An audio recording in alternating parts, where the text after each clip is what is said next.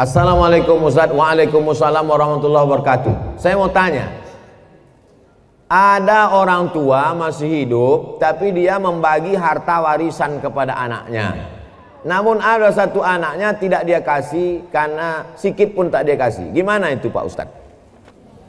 Kalau dibagi waktu masih hidup namanya hibah.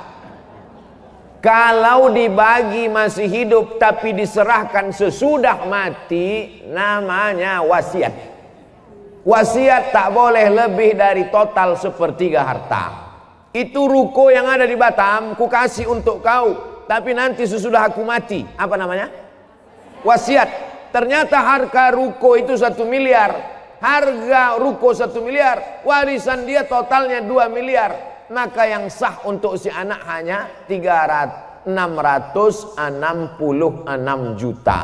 Yang 1,3 mesti tetap dibagi kepada ahli dua. Kalau serahkan masih hidup, ambillah bulat-bulat, namanya hibah, tak ada batasannya. Kalau diserahkan setelah mati namanya wasiat. Dibagikan ketika hidup baru diserahkan setelah mati namanya wasiat. Adapun pembagian harta warisan sesudah mimda tema taya bawati. Jelas. Jadi ini kenapa pula masih hidup sudah bagi harta warisan? Inilah gara-gara tak mengaji. Makanya kalau ada acara pengajian, jangan lagi pengajian arisan, judulnya sabar, tawakal. Pengajian arisan kita pada bulan Januari 2021 ini adalah tentang warisan. Apa itu warisan? Bagaimana pembagian warisan? Bolehkah warisan dibagi ketika hidup? Apa nama hibah? Apa itu wasiat? Supaya jangan salah kaprah. Ini banyak orang tua kalau udah cerita warisan, Bu, gimana masalah warisan? Jangan tanya-tanya warisan, aku belum mati lagi. Padahal setelah mati menyimpan warisan sama dengan bom atom, bom waktu yang akan meledak. Ini saya menduga bahwa si bapak ibu ini marah kepada anaknya yang satu nih, maka biar supaya jangan dapat dibaginya. Ini untuk kau, untuk kau. Adapun kau matilah kau tak dapat. Tak bisa. Maka kita kalau salah jangan salah 2 kali. Dulu salah kita karena tak mendidik dia. Dulu salah kita tak mengajar dia. Sekarang dia menjadi pemabuk, pecandu narkoba. Yang salah kita atau dia? Kita yang salah. Maka pembagian harta warisan hak dia ada pada harta kita, karena dia adalah anak kita. Dia tak pernah minta jadi anak kita, kita pun tak pernah minta dia jadi anak kita. Allah yang mengirimkan dia ke rahim ibu, didik dia dengan baik. Kalau sudah dididik dengan baik tak juga baik, takdir seperti Nabi Nuh punya anak Kan'an, tapi dia tetap punya jatah harta setelah kita meninggal. Bagilah menurut ilmu faraid pembagian harta warisan. Walakum nisfu ma taraka azwajukum illam yakul lahunna walad.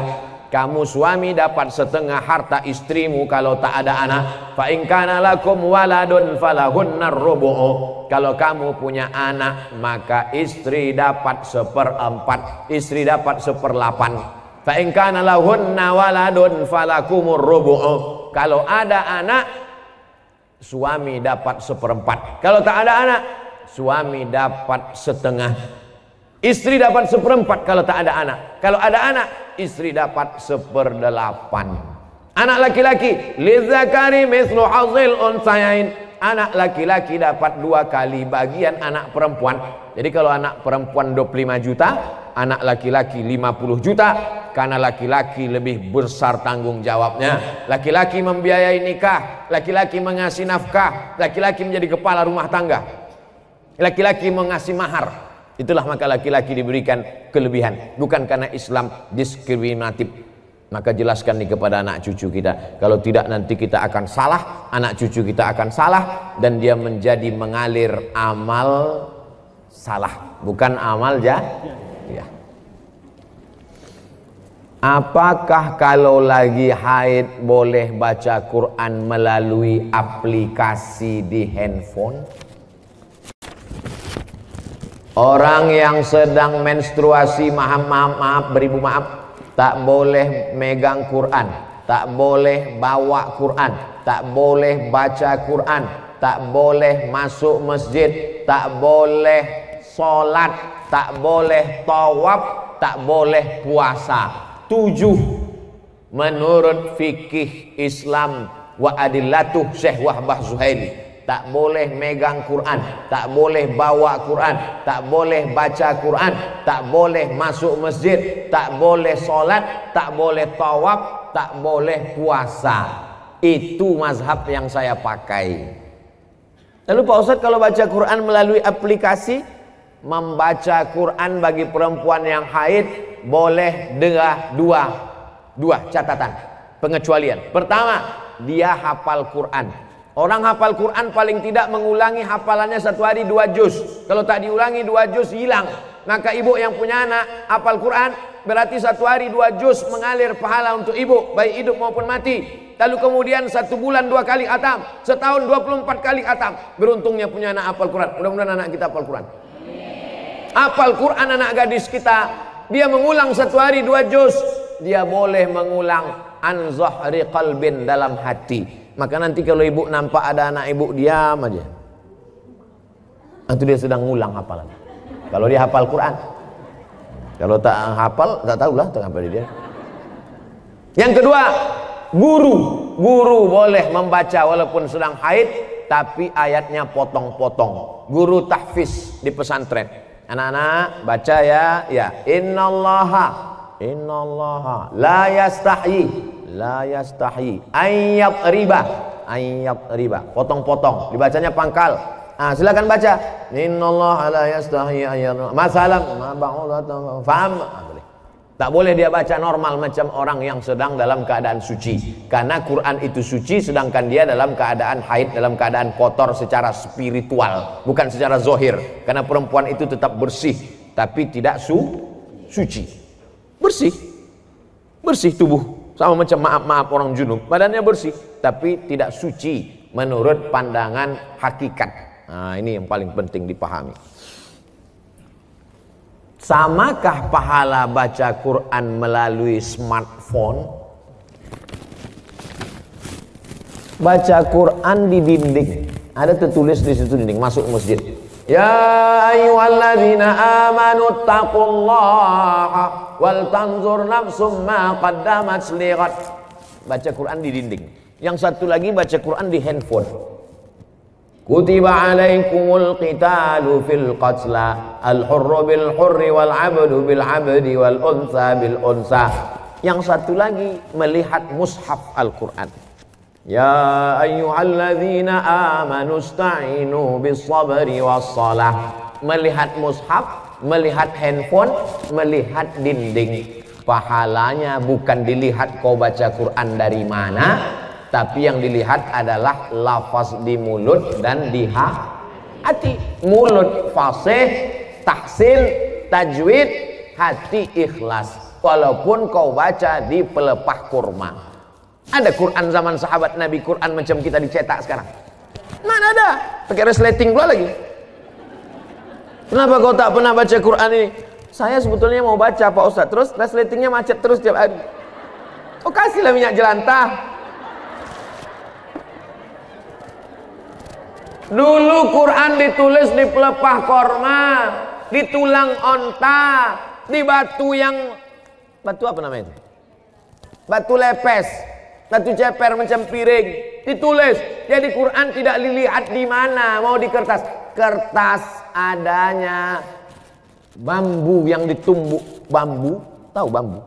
Buluh, ditumbuk halus jadi bubur, dijemur. Itulah asal muasal kertas dari Cina.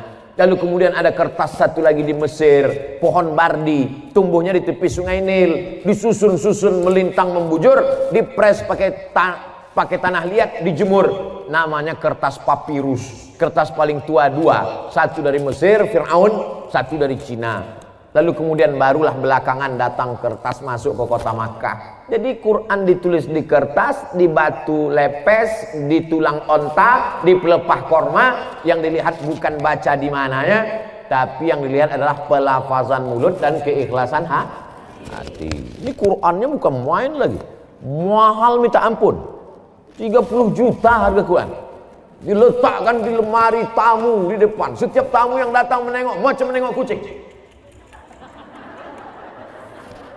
Bukan Quran itu yang mahal. Quran mahal adalah Quran yang dibaca. Seorang ibu mengajarkan anak-anaknya sambil masak pagi. Tak ditengoknya pun Quran itu sambil masak. Bismillahirrahmanirrahim. Wadduha wallaili idza saja. Ma wadda'aka rabbuka wa ma qala. Walal akhiratu khairul laka minal ula. Sambal belacan ditengoknya. Tapi Quran yang ibu ajarkan ke anak ibu itulah yang dibawanya sholat. Usahakan ibu yang membacakan Al-Fatihah ke anak ibu. Supaya apa? 17 kali sehari pahalanya mengalir ke ibu. Ibu yang membacakan Fatihah ke dia. Yang belum membacakan, balik dari sini nanti, bacakan. Yang balik sekarang, nanti habis ke acara ini. Nak, baca Fatihah nak. Bismillahirrahmanirrahim. Itu hanya kurang halus sedikit. Bismillahirrahmanirrahim. Alhamdulillahi rabbil alamin. Rohnya kurang tebal sedikit. Luruskan bacaannya. Kapan kelingking ibu masuk ke celah kakinya saat mengajarkan dia berwudu, masuk air ke celah kaki? Kapan ujung jari ibu masuk ke celah telinganya saat mengajarkan berwudu? Kapan mulut ibu mengajarkan? Kapan tapak tangan ibu memegang pundaknya? Rata pundakmu nak. Jangan kepala kau macam menengok kuda jantan, menengok kuda betina. Jangan kepala kau ni menunduk macam menengok rumput. Rata nak. Kelak kita semua inilah yang akan dia kenang. Al-madrasatul ula. Ibu adalah sekolahnya yang pertama. Alhamdulillah ibu amalkan. Pahalanya mengalir ke ibu, mengalir pula ke saya. Tapi pahala ibu tak berkurang.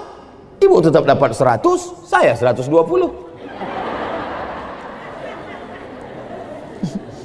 Karena saya tengok ibu macam-macam tak setuju. Assalamualaikum Pak Ustaz. Waalaikumsalam warahmatullahi wabarakatuh. Apakah seorang istri berdosa bila menolak diajak hubungan jarak jauh? Karena semenjak pandemi kita tak bisa berkumpul. Macam mana hubungan jarak jauh?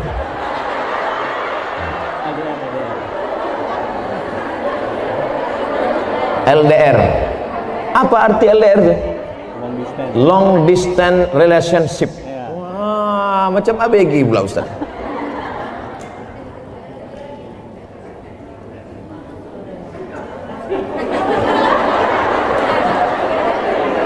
Wa'ashiruhun nabil ma'ruf.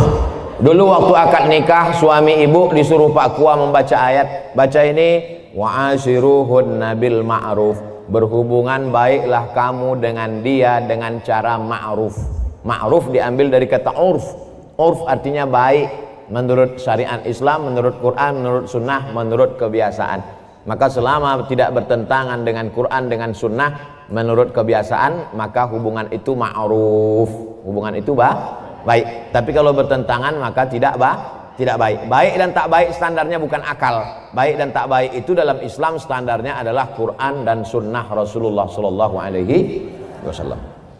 Saya mau tanya apa hukumnya menikah dengan wali tapi bukan dari ayah, abang atau adik laki-laki?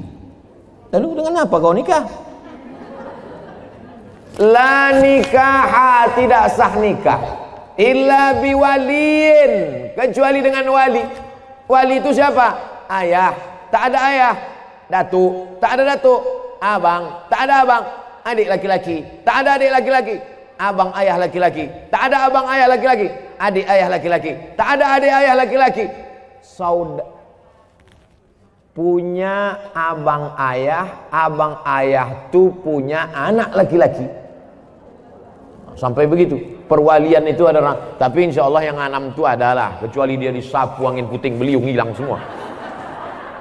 Andai dia anak yang ditemukan dalam kardus, namanya binti kardus, tak ada walinya, macam mana? Fasultanu waliyun man la waliyalaha. Maka sultan menjadi wali bagi orang yang tak punya wali. Siapalah wali orang perempuan di Batam kalau tak ada walinya? Sultan Kerajaan Riau Lingga. Sultan Kerajaan Riau Lingga sudah menyerahkan kekuasaan kepada Presiden Soekarno. Lalu Presiden Soekarno membuat satu departemen untuk agama, namanya Kementerian Agama. Maka Kementerian Agama lah yang menerima Sultan. Lalu Menteri Agama tak sanggup turun ke Kemenak Kanwil Provinsi. Kemenak Kanwil Provinsi turun ke kota, kota turun ke kecamatan. Itulah maka kepala kantor urusan agama tak ada perempuan. Ada kepala KUA perempuan. Kenapa? Karena KUA akan menjadi wali bagi perempuan yang tak punya. Nah, ini ke depan nanti bisa jadi kepala KUA perempuan. Dia tak ngerti sejarahnya. Karena KUA akan menjadi wali bagi perempuan yang tak punya wali. Fasultanu waliyun man la waliyalaha. Memang satu sisi Pak KUA itu sebagai pegawai pencatat pernikahan, tapi ada dalam beberapa kasus dia bisa nanti menjadi wali pada saat perempuan itu tidak ada wali. Kalau sudah terjadi macam mana Pak Ustadz? Diulang akad nikah. Balik anak gadis kita membawa lakinya, hilang seminggu, pulang-pulang berbadan 2. Balik dia ke rumah, mak, ini lakiku katanya. Kapan kau nikah? Aku pergi nikah kemarin. Wali kau siapa? Udah ku beli wali katanya. Enak aja sekarang, lu tak belajar, jahil. Jangan karena takut kepada orang, diulang akad nikahnya balik, cari walinya yang 6 tadi, lalu diulang. Aku nikahkan engkau dengan anakku dengan mahar, aku nikahkan kau dengan cucuku dengan mahar, ku nikahkan kau dengan adikku, ku nikahkan dengan keponakanku dengan mahar sebentuk cincin emas tunai. Sah. Diulang balik. Lalu perbuatan dia dari mulai dia nikah tak jelas ke nikah yang jelas ini zina. Nauzubillah. Selamatkanlah anak-anak gadis kami ya Allah. Assalamualaikum Ustaz. Waalaikumsalam warahmatullahi wabarakatuh. Apa mazhab itu Pak Ustaz? Mazhab diambil dari kata zahaba. Zahaba artinya jalan. Mazhab adalah jalan. Kalau orang mau pergi ke Batam, ada jalannya naik pesawat. Kemarin saya naik pesawat, pesawatnya perempuan. Citylink. Asik berpantun aja dia di atas. Awak takut jatuh, dia berpantun. Ada pula yang datang ke Batam ini naik kapal. Bukan Titanic, kapal jelati. Nah, macam-macam. Jadi mazhab adalah jalan untuk sampai kepada tujuan. Maka untuk sampai kepada tujuan ibadah yang benar, ada rukun, ada syarat, ada wajib, ada sunat, ada makruh, ada mubah. Maka ulama menyusun. Maka ulama yang menyusun jalan itu disebut dengan mazhab Hanafi, disusun oleh Imam Abu Hanifah. Mazhab Maliki disusun oleh Imam Malik bin Anas. Mazhab Syafi'i disusun oleh Muhammad bin Idris. Mazhab Hambali disusun oleh Imam Ahmad bin Hambal. Saya menempuh jalan yang dibuat oleh Imam Syafi'i. Kenapa Ustaz pakai mazhab Syafi'i? Dulu di pesantren pakai mazhab Syafi'i. Pergi ke Mesir, di Mesir kalau kita sekolah Bu, dibuat itu nama Abdul Somad, jinsiyah, nationality, dari negara mana? Indonesia. Mazhabnya apa? Buat mazhab Syafi'i. Datang kawan saya dari Jawa Timur, dibuatnya Hanafi. Kok kenapa kau pilih mazhab Hanafi? Senyum dia. Kenapa kau pilih Hanafi? Bukunya tipis-tipis gitu. Ada orang yang jadi ustadz juga sekarang, kawan saya. Tak boleh sebut nama, menjaga kode etik. Apa benar jika kita belajar dengan seorang guru yang kita tidak tahu mazhabnya, kita tidak bakal masuk surga? Mayoritas Asia Tenggara, Indonesia, Malaysia, Brunei Darussalam, Patani Thailand Selatan, Moro Filipina, Singapura, mayoritas kita ini bermazhab Syafi'i. Jadi kalau ada orang mengatakan, Pak, mazhab Bapak apa? Saya tidak bermazhab, saya langsung ke Quran dan Sunnah. Berarti dia imam mazhab yang kelima. Nama Bapak siapa? Imam S. Arifin.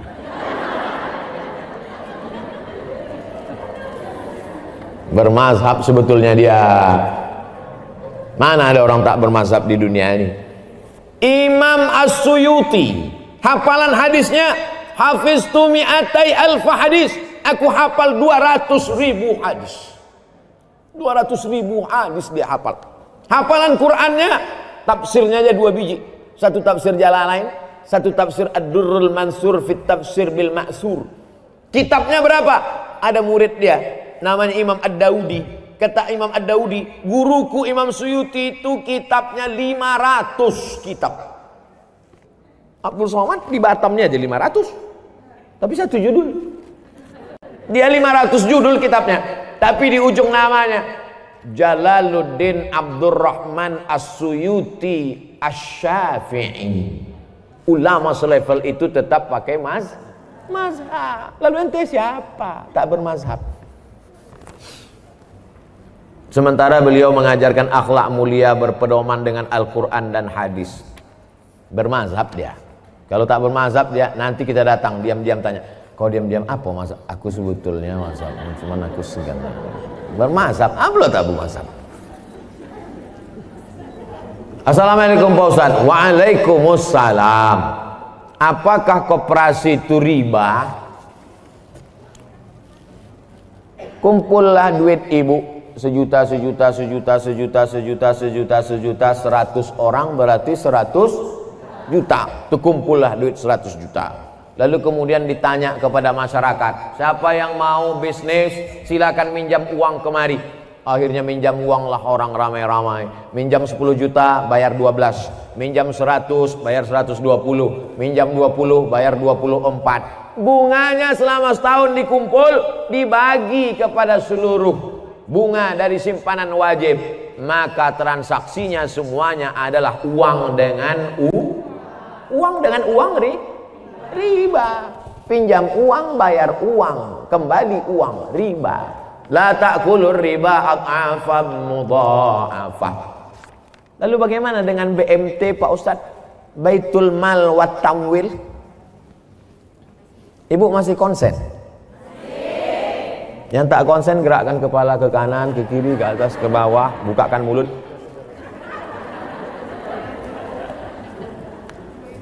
Ini koperasi, ini Baitul Mal. Udah jelas? Koperasi Baitul Mal, koperasi Baitul Mal. Datanglah saya ke koperasi. Assalamualaikum koperasi, selamat siang.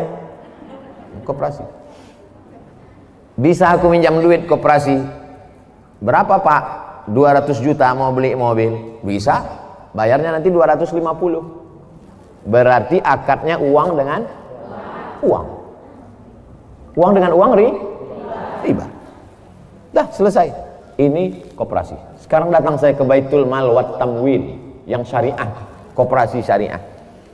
Assalamualaikum kop syariah. Waalaikumsalam. Ustadz Somad, boleh foto gak? Boleh, ada habis tuh.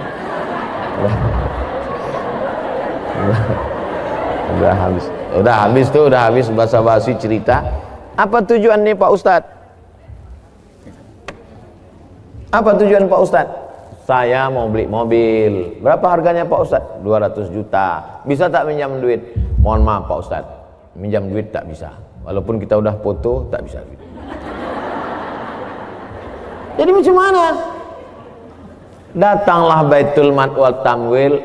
Di mana mobilnya Pak Ustadz? Mobilnya ada di dekat Masjid Agung. Pergilah orang BMT ini membeli mobil itu. Dibelinya lah mobil itu secara cash. Setelah dibelinya mobil itu secara cash, dijualnya kepada saya secara cicil. Maka akad saya dengan BMT uang dengan mobil, uang dengan uang riba, uang dengan barang. Bisa buka handphonenya semua? Silakan buka. Setelah buka handphone, buka Google. Sudah? Setelah buka Google, tulis di situ SOMADMOROCCO. Sudah? Saya ulang sekali lagi. Sudah buka Google? S O M A D M O R O C C O. Sudah? Spasi. Sudah spasi? Kredit. K R E D I T. Kredit. Enter. Sudah? Langsung posting yang paling atas, Somad Maroko Blogspot Kredit, langsung postingkan ke Facebook. Share ke kawan-kawan. Sudah? Tak tahu cara men-share? Nah, sekarang ku ajari.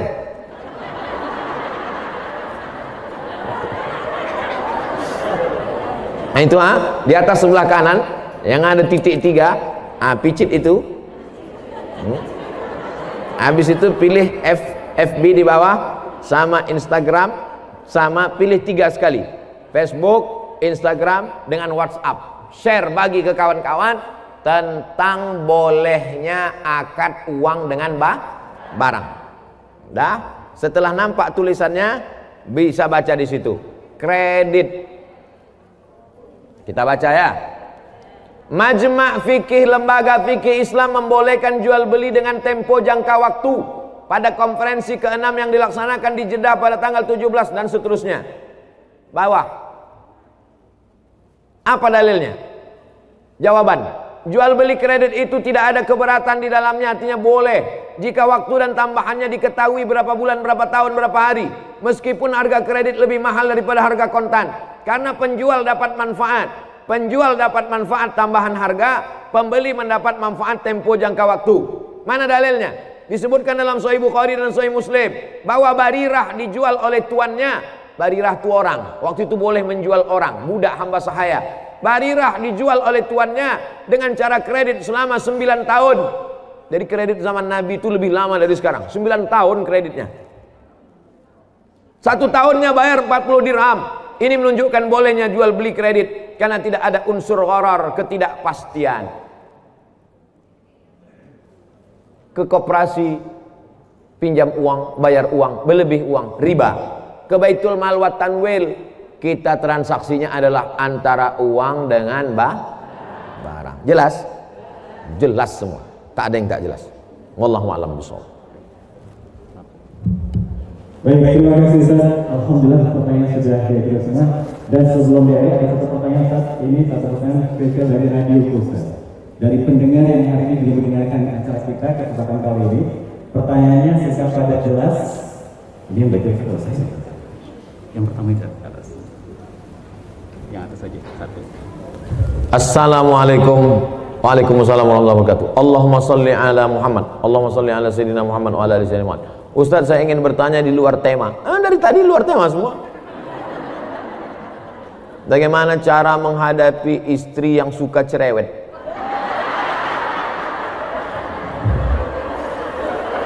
Jadi ibu dengarkan baik-baik ya. Saya jumpa dengan Habib Ali Ba'agil. Kata Habib nih cerita, ada di Yaman itu sumur tua. Jadi di sumur ini ada jin.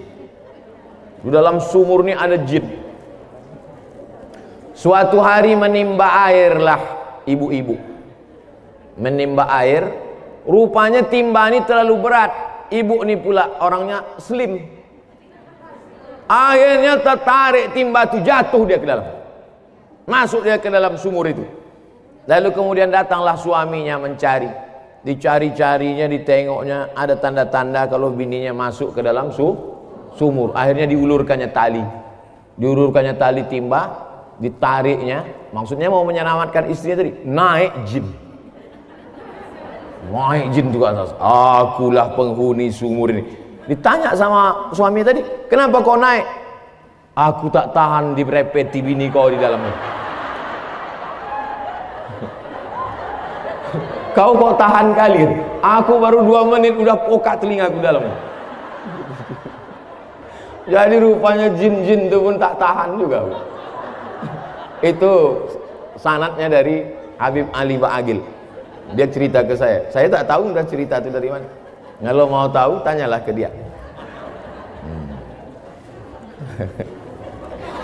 Jadi kalau ada perempuan-perempuan ini merepet, repetnya itu ada dua, repet positif dan repet negatif. Jadi kalau ibu-ibu masih merepet, kenapa abang pulang terlambat, abang pulang pergi sama siapa, jalan sama siapa, itu positif apa negatif? Dia mau menyelamatkan bapak supaya jangan habis waktu nongkrong di kedai kopi. Dia mau menyelamatkan supaya duit tak habis sama kawan-kawan sehingga tak bisa membayar anak sekolah. Dia ingin supaya bapak mendirepetnya, abang kenapa tak sembahyang, nanti abang kalau tak sembahyang ku campakkan ke sungai. Takkan sampai hatinya. Dia baik. Kedua, dia merepet itu ada sebabnya. Betul? Betul. Tapi kalau sudah lengkap 5, sudah dikasih makan, sudah dikasih pakaian, sudah dikasih tempat tinggal, sudah dikasih pendidikan, sudah dikasih perhatian, merepet juga dia. Tanya dia baik-baik, kau ini sebetulnya dulu nikah sama aku ini dipaksa sama ayahmu atau gimana? Jadi repetnya itu ada positif, ada negatif. Selama ibu masih merepet dengan anak ibu, kau pergi kemana sama siapa, jalan pulang jam berapa, kenapa jilbabmu tak panjang, kenapa rokmu pendek, kenapa ini koyak, kenapa pinggangmu kau ikat pakai tali jemuran, kenapa? Selama ibu masih merepet, insya Allah selamatlah anak-anak kita, insya Allah. Selagi ibu masih bisa merepet, merepetlah bu. Siap merepet, takbir. Repet teruskan. Baik, terima kasih.